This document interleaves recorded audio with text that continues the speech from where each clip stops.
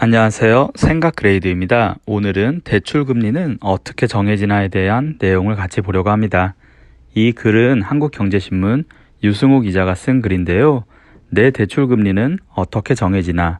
은행 대출금리는 대출기준금리 플러스 가산금리 마이너스 가감조정금리로 산출되어집니다.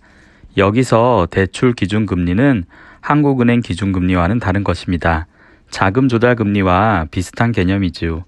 대출의 원재료비라고 할 수도 있습니다. 물론 한국은행 기준금리도 들어갑니다.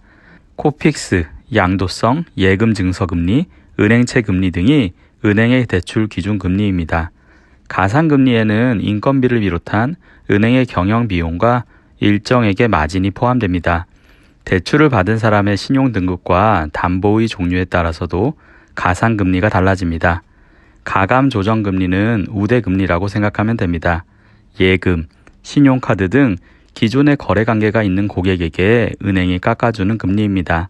예를 들어 지난 5월 기준 국민은행의 일반 신용대출 평균금리는 연 5.07%인데 대출기준금리가 2.15%, 가산금리가 3.84%, 가감조정금리가 0.92%였습니다. 고객의 신용 등급이 높을수록 가산금리가 낮고 가감조정금리는 높습니다.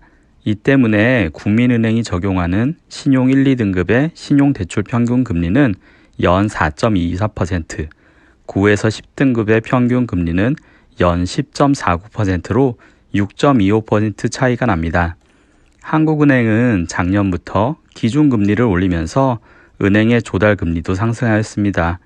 변동금리 대출이 기준이 되는 코픽스는 신규 취급액 기준으로 작년 6월 0.82%에서 올해 6월 1.98%로 올랐습니다.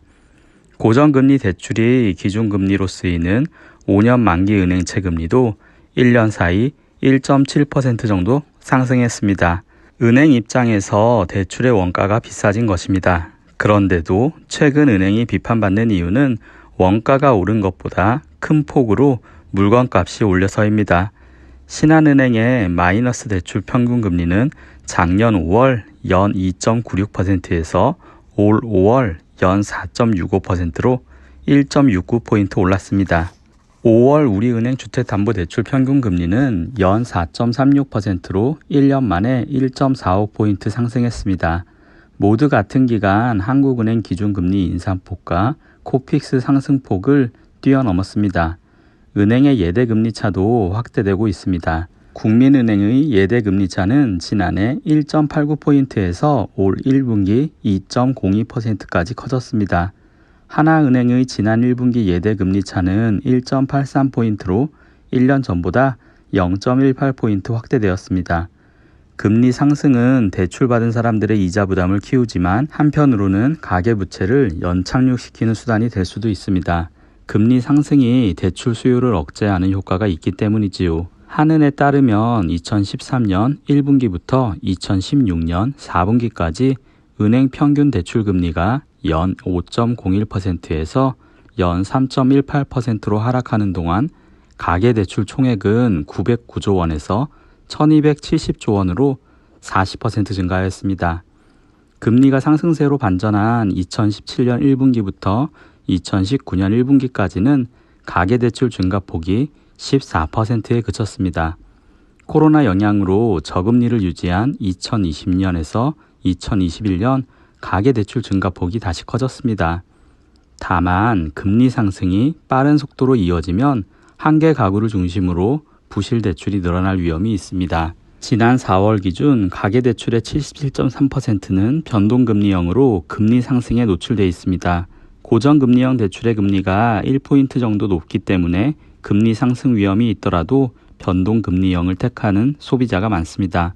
한국은행은 지난달 내놓은 금융안정보고서에서 기준금리를 매년 0.5%씩 올릴 경우 자영업자 중 하위 30%의 총 부채 원리금 상환 비율이 올해 34.5%에서 내년 48.1%로 높아질 것으로 전망하였습니다.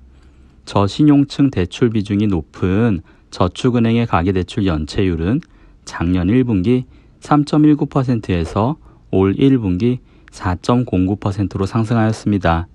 오늘은 대출금리는 어떻게 정해질까에 대한 내용을 같이 살펴보았는데요.